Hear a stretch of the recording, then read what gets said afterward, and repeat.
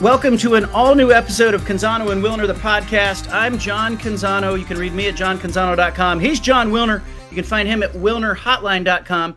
I'm in a new setting here because we are on spring break. Our spring break in the state of Oregon happening a little on the early side. Wilner, I know you guys have a couple weeks till you go, but we are on the beautiful Oregon coast. And for people who've spent time on the Oregon coast, Californians, it's more like a Monterey or Carmel feel with the rocky beaches and tide pools, and so it can be you can be wearing pants and a sweatshirt on the beach in the spring.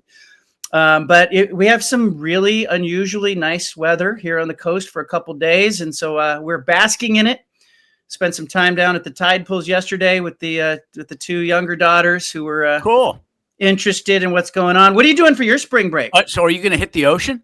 Do you surf? I do not. Well, I have surfed. I've surfed once. How did that go? It's the hardest thing I've ever done. Is it? Anybody who has spent, like, I have mad respect for the surfers who are out there like all the time surfing, because it was incredibly difficult, physically difficult, just paddling out, getting beyond the waves. And then I took a surf lesson, and it was like a basic surf lesson, and I was just like, man, this is like really difficult thing and challenging. I left it with a whole respect for the sport of surfing. Yes, it's a sport. Are you a surfer?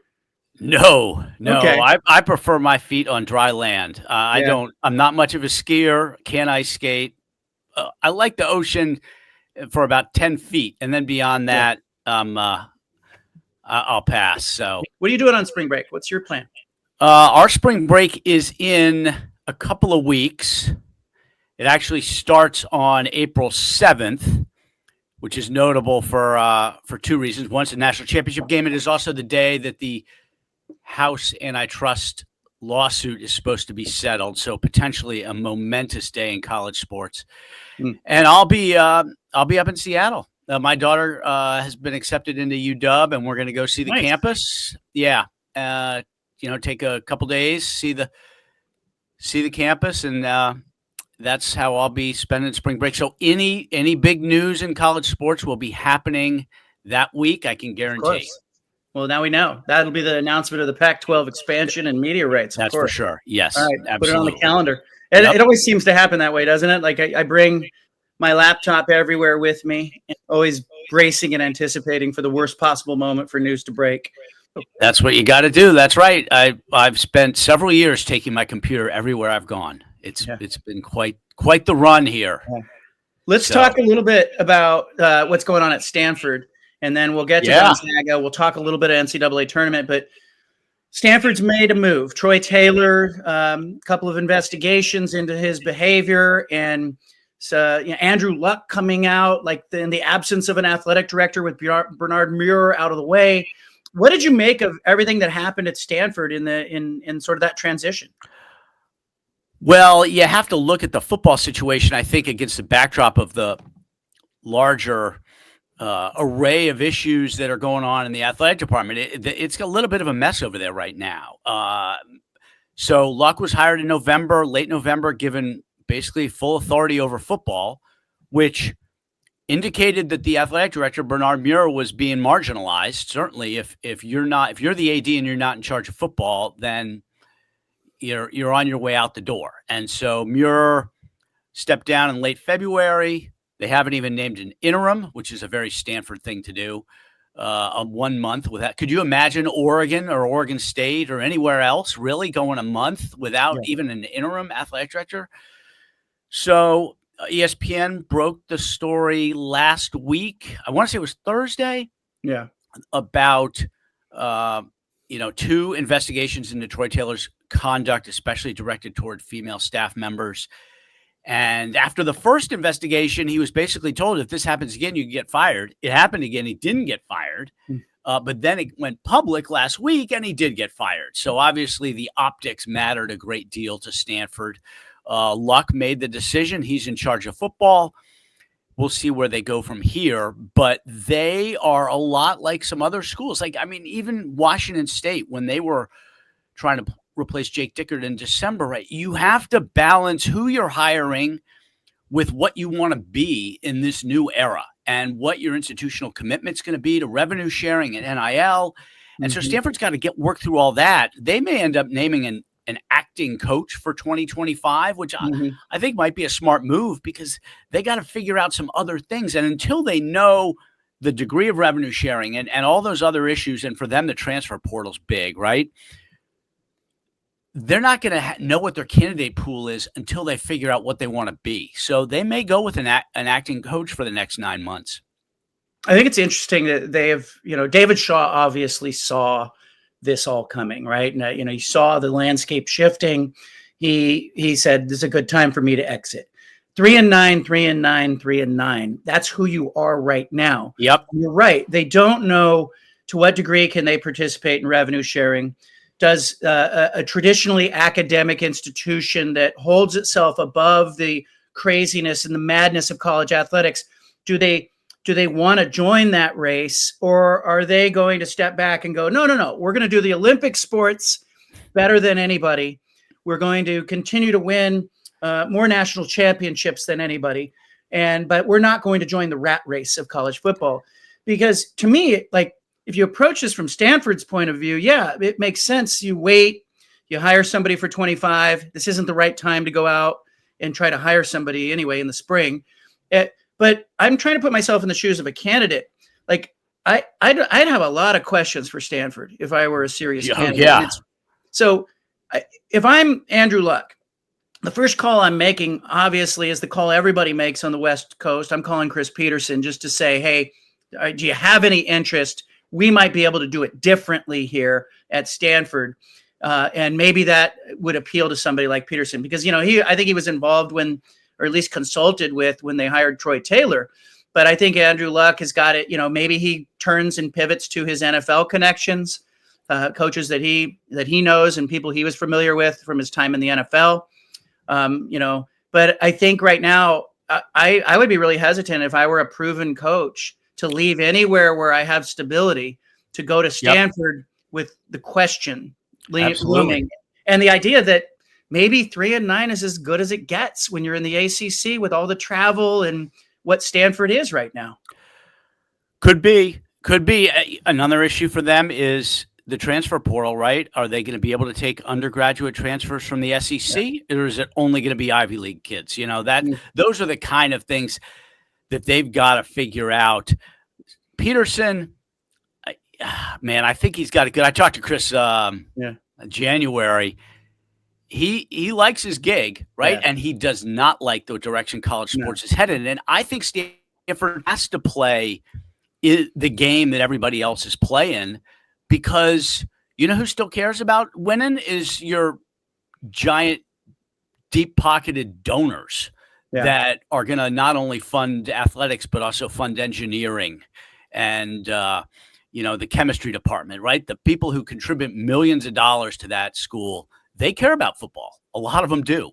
And so if you abandon football, there's ramifications across your university. So I think they got to do it. And I just don't know that Chris wants to get back into it. He's got a great gig. I mean, the bidding starts at $50 million. If you're Chris Peterson, you're not even picking up the phone for that, for anything less. And as much as I think he would work at Stanford because he's aligned with a lot of the ideals there, I just don't think he wants to deal with the portal and all the other stuff that's going on right now. I think he could do better if he wants to come back. I mean, think about the challenges, but it is a different kind of job. And, we're watching some schools that are opting out of Division I football and saying, hey, we're going to go play D3. We're just not going to, participate in that way. Stanford's got a very nuanced question that they have to answer. Troy Taylor, can we unpack this for a second? What do you think changed from the time on Thursday when ESPN breaks the story, basically saying he's an equal opportunity a-hole, and very difficult person? I love that part of the report, the investigation. But what do you think happens? Is it just donors calling the president and the president finally turning to Andrew Luck and going, okay, you got to do something about this, or what is it? Well, I think it might have been Luck getting a lot of not backlash, but a lot of feedback from donors and key constituents, and just realizing, looking at the landscape and see, this looks terrible. And, I've written this before. Stanford cares about two things. It's money and its reputation. And its reputation was sullied badly by that report and the fact that they didn't do anything after the second time they brought him back. And I think that, Luck, and I don't know, Luck was hired November 30th, I want to say. I don't know what he knew exactly about that report before he got hired, immediately after he got hired, all the way through last week. I don't know, but certainly the optics played a huge role in the decision because Taylor was going to come back. When nobody knew about it, he was coming back. And as soon as it went public, he was gone. And Luck kind of admitted in the statement, since that report, he's been reassessing. And I think they needed to do it because they weren't going to win next season. So Taylor, next November, he was going to have a third consecutive losing season and 2 investigations into his conduct. So there's no chance he comes back for year 4. Just make the move now and start to reevaluate things. I like that Andrew Luck is there. Can you imagine no Bernard Muir, no Andrew Luck, or if somebody doesn't quite have the clout or the trust of the fan base, that, I think that he casts a strong figure. Oh, for sure. And the tone of that statement, I loved it. I don't know if he wrote it or he collaborated with others, but the tone of the statement was very matter of fact, very pointed, very much above the fray. And I think they needed that. Stanford needed that. There was an absence of leadership with Muir sort of out of the way and questions about what was going to happen. And I think sticking with Taylor, you're right. It was another 3-9. And it was maybe more questions and more eye rolling, and you're already fighting a little bit of apathy on that campus, or a little counterculture when it comes to football. So I think they had to do something there. It'll be interesting to see what they do. But I think I'm with you. I think they probably go with a for now coach in 2025. Yep. And then figure out who they are and who's interested in this job. Well, and the other piece is the AD, the absentee AD, right? Are you going to hire a permanent coach and then hire an AD? Do you want to bring the AD in first and have him be involved in the coach? Yeah. It's a little screwy because they have voids at both spots. But certainly it's better with Luck than it would be without Luck. And a lot of Stanford fans would say, even if Muir were still in place, there would be a lack of leadership. Yeah.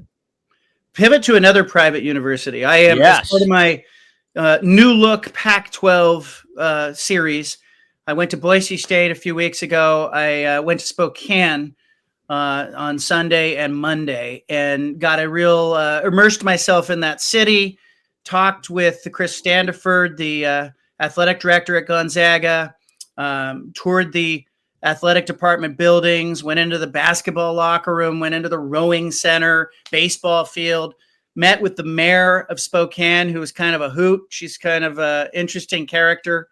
Yep. Came to that city in her 20s. And I asked her, you go into a restaurant, it's you and Mark Few. There's only one table available. Who's getting the seat? Who's getting the table? And she's like, come on, he's a celebrity. Like, like Mark Few's getting that table. But just to, a dive, what I'm trying to do is get at, like, what makes Gonzaga? What makes Boise State? Why were these schools attractive to the Pac-12? And this, like Teresa Gould showing up on that campus in person after Gonzaga had sort of flirted with the Big East, had flirted with the Big 12, didn't really get an offer that they could live with, or an offer at all. Here came Teresa Gould in person. She needed the validation of Gonzaga. Yes. They liked that she showed up there, and it meant something to them. Yep. They come in as a full share media rights member. They're not going to get the college football playoff like distributions because they're not investing in football. They're not going to get the bowl revenue, but they're a full member as it pertains to the media rights deal. And I think they're thrilled with that. Chris Standiford did tell me that Gonzaga values the right TV partner in basketball, not necessarily the most money. They're looking for somebody who's going to help grow the brand, help expand the spotlight, tip-off times that are not like Tuesday night at 9:30, stuff like that. So really interesting to get their viewpoint. And they certainly, Wilner, want people to know they're more than a basketball school. Like, he made a real intentional effort to take me to the rowing center, to take me to the baseball diamond. Right. And I'm like, yeah, but what about basketball? But what, let's go back to the basketball thing. So, but just interesting too, to see the basketball operation in the aftermath of their loss to Houston, where they get knocked out. Very disappointing end of their season. They were in that game. They felt like they were underseeded, I'm sure. But I went into the basketball locker room. There was a player in there that, was in there, and the locker room sort of looked like your kid's bedroom morning on in a bedroom on a Saturday morning during summer vacation. Well, that's where I am right now. Yeah. There's just stuff. There was like sneakers on the floor and socks on the floor and granola bar wrappers on the floor. It's like they came in after losing to Houston. They got back, they threw their stuff in their locker, and they went home. And it's just interesting to kind of get the viewpoint. But certainly from the Pac-12 standpoint, keep in mind they were reeling a little bit because they had presented some terms to Memphis and Tulane. Right. They thought they were going to have a negotiation, and Memphis and Tulane went, nope, we're good. And so they needed Gonzaga, and Teresa Gold showing up in person meant something to Gonzaga. That sealed the deal, I think. I think it did too. I want to say she was in Chicago for meetings. Might have been playoff meetings. I'm not sure. And then she ended up flying straight to Gonzaga or to Spokane. To me, that is a critical contrast to the way the Pac-12 was run previously, right? George Kliavkoff, when the whole thing was melting down in early August of 2023, there's a lot of folks who think he should have gotten on a plane and gone to Eugene and gone to Seattle and done whatever it took in person to convince Oregon and Washington to stay, because college sports is all about relationships. He never figured that out. Larry Scott never figured that out. Gould knew it. Yeah. And she went there in person and she tapped into a relationship. I think she's known Chris Stanford for 30 years, right? They've worked together in the past. And those kind of relationships, trust, seeing somebody in person, not trying to do everything by Zoom, that stuff matters in college sports. I mean, Jim Phillips kept the ACC together, partly because he went to the campuses and he met with the key folks, key stakeholders, and he used personal connections to build trust and to keep things together. Yeah. And that's a lot of what Gould did with Gonzaga. And it was huge. It meant something to them. Mark Few told me, he goes, he said the media aren't tuned in to a lot of the things that were going on in the background. Keep in mind, Gonzaga had done the legwork on their valuation with their consulting firm. They knew what they were worth because they were trying to talk with the Big 12 and the Big East. And so they knew the value. They knew a lot of the metrics. By the time Teresa gets into the room and makes it serious, Mark Few also told me there was a flirtation with the Pac-12 back in the early Kliavkoff era where, Gonzaga engaged and explored joining the Pac-12, prior to it dismantling. And so they knew all the numbers. I think that relationship piece where you talk about Teresa getting in the room was so valuable to Gonzaga. It meant so much to them. You could tell. Now, this is a 5-year thing for the football schools like Boise State. They're trying to position for what's next. It's also a 5-year thing for Gonzaga. Gonzaga may ultimately jump to a Power 4 after this thing in the Pac-12. They may find that life in the Pac-12 is exactly what they wanted. So I think there's a lot of wait and see here for Gonzaga, but I think they're excited from a basketball standpoint, men's and women's. Baseball, I do think, the new World Pac-12 should have baseball with Oregon State and Gonzaga within it. I think it's going to be interesting to see how the rest of this conference fills out. But getting Gonzaga is, it's just like you said, Boise State, right? Gonzaga, they could go to Durham, Lexington, Lawrence. They are selling out the arena wherever they go, and you can't put a figure on how much that means to a conference to have a program like that. Keep in mind the narrative and the conversation that was happening about the Pac-12 nationally after kind of going after Memphis and Tulane and going after UNLV and not making it happen. It was pivoting in a negative way and trending in a very, suspect way for the conference. Landing Gonzaga on October 1 that morning it shut that conversation down. Yes, like it was like, oh, they got Gonzaga. Like Right. they have Boise State, they got Gonzaga. So those are going to be tent poles. I also found it interesting. You talk about I talked to Chris Stanford about Mark Few and like what happens after Mark Few, and he said, look, this place isn't one or two people; it's a place. Yep. And he says, I'll tell you what happens. He says Mark Few sticks around to make sure that his baby is in the right hands and that it transitions into the right way. That's what happens after Mark Few.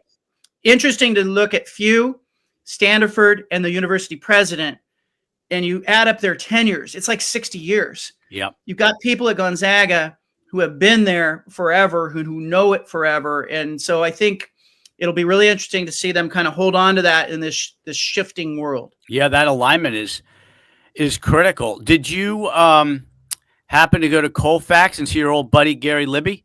No, I didn't. Judge Libby, yes. Yes, Judge Libby. You know what? We should take the show on the road. Judge Libby has invited us to Colfax. He said he'll give us a tour of Colfax. Now, I don't know how long a tour that would be. In the Whitman County Courthouse, maybe the coffee shop and the restaurant down the street, and I don't know what else. City Park, library. So do you see a lot of similarities? I've kind of always thought this from a distance, but the Boise State football and Gonzaga basketball, right? Yeah. There are a lot of parallels. Did you feel those parallels in those two cities? Yes. And one of the things, it smacks you in the face. Like one of the things that's really interesting is, they have no competition from an NFL, Major League Baseball, NBA standpoint. Yes, there are other schools. There's 4 universities within 80 miles of Spokane, right? So there's competition there, but it's not the traditional sports world competition where you're fighting, against an NBA team or a Major League Baseball team for sponsorship dollars and season ticket things. So it very much becomes the thing for the community. Boise State football is the thing in Boise, and Gonzaga basketball is the thing in Spokane. And so that parallel is obvious. Also, it's interesting to me that so many other places will say, we want to be the next Boise State, or we want to be the next Gonzaga. It's all rhetoric unless you're willing to make the investment and attach yourself to the kind of people who can build that culture. Everybody else is talking about wanting to do it. It's like somebody on January 1 talking about wanting to go to the gym, make a New Year's resolution. Like you actually need to go to the gym on January 2nd and 3rd as well to follow through. So I think there are tremendous parallels. I think it could be studied. I think we are studying that as part of this podcast and my writing and your writing. But it's interesting to see those two elements in the same conference side by side as tentpoles. They are indeed. They're going to help, I think, drive a lot of the valuation and the stability for the Pac-12 and potentially attract other schools, football, basketball, right? A lot of places want to be associated with Boise State and Gonzaga. There's no doubt about that. Let's pivot a little bit to the NCAA tournament because I think it dovetails nicely with Gonzaga's exit. Yes. They end up in the 8-9 game in the opening round. Probably a little underseeded. They played Houston really tough. That was a 1-possession game at the end there. And I came away from Spokane, Gonzaga, talking to people there that, there was a lot of disappointment with Gonzaga not getting at least to the Sweet 16 and keeping that streak going. But I left also thinking about the pressure that the NCAA Tournament Selection Committee was under to seed those Power 4 teams, maybe overseed those Power 4 teams, or maybe include more of those Power 4 teams than ever. There was a lot of manipulation going on. It looks to me like it was a little bit like the CFP Selection Committee that seemed a little self-conscious with their rankings, trying to, appease the Big Ten and the SEC and the Power 4 so that, they don't come in and take over the tournament. Like, look, we got you. We got enough of your teams in. Look at all the teams we got in. Look at how we seeded you. I don't think it ruined the tournament like everybody is saying, oh, it's ruined. But I think there's some manipulation going on there that isn't healthy.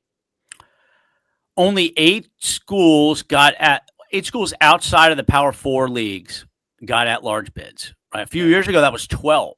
Yeah. So small sample size, the lack of Cinderellas this year, all the high seeds advancing, small sample size, but you do wonder the extent to which NIL, transfer portal, just the influence of the Big 4 leagues is having on performance and on the selection process. To me, that's the issue is not the fact that there are no Cinderellas in the Sweet 16. It's that there were so few opportunities because of the way that the at-large bids were allocated heavily. I mean, SEC got 13. There's 37 at-large bids. The Big Ten and SEC got 20 of them. Yeah. So, and that's also a reflection of realignment as well. It's changing, and I don't think it's time for the, red light warning signals, but yellow probably. Yellow, if you're a fan of the magic that the mid-majors bring, then you should probably be a little bit concerned. Yeah, it bothered me because I think I would have liked to seen about 3 or 4 mid-majors in and maybe some of the others out. And people are going to hold up, hey, look, the seeds held. These teams all advanced. Well, the deck was so stacked that I don't know how they wouldn't have held up. Like to me, it felt like there was manipulation there. We started hearing metrics, coming out of the selection committee that we never heard before. Wins against the bubble or above the bubble. Yes. There was just some weird manipulation going on. And I think the ultimate mission was the selection committee, I think, was self-conscious and trying to reassure the SEC and the Big Ten that they don't need to take this process over. We have you covered. Look at what we're good to you. And I don't like that. It shouldn't be the aim of the committee. Nope, it shouldn't. The other thing that struck me is just the thin margins Gonzaga's dealing with, right? Yeah. 3 quadrant 3 losses. If you don't lose at home to Santa Clara, that could mean you're 7 and not an 8. Or if you don't lose to Oregon State, you're 6 and not a 7, right? Yeah. I mean, because of the WCC, they don't have as much margin for error as schools in the power leagues. Now that could change in the new Pac-12, right? It's going to be a higher quality. There's not going to be a weakness at the bottom that there is in the WCC that can drag down your metrics. And I think that will help them for sure. For 100%. Chris Stanford said, hey, this is going to be a great basketball conference. And I think regardless of who they add or whatnot, I think that the conference is it's positioned to be a 4 or maybe a 5 bid league in really good years. So we'll see. Yep. We shall see. How are your brackets doing? Yeah. What's that? My bracket? All right. I did a bracket contest at JohnCanzano.com. So we have 431 people in it. Nice. I'm in like 254th place. Okay. My 8-year-old and 10-year-old daughters filled out brackets. They are in the top 25. Nice. So that's how it's going for me. Gotcha. How about you? I did not get into a contest. I think I've got 10 out of the 16. So not very good. Not very good at all, which is par for the course for me. And I felt like I picked a lot of favorites. Like maybe my Final Four will hold up, but I just, I'm left looking at it. Gosh, Houston looks great. Duke looks great. Yeah. I feel like Houston, Duke, I'd like to see those 2 teams play. That'd be fun. Yeah. The ones that are really good. All righty. Make sure you subscribe, hit that subscribe button, and we'll be back with an all-new episode next week. Thanks, everybody.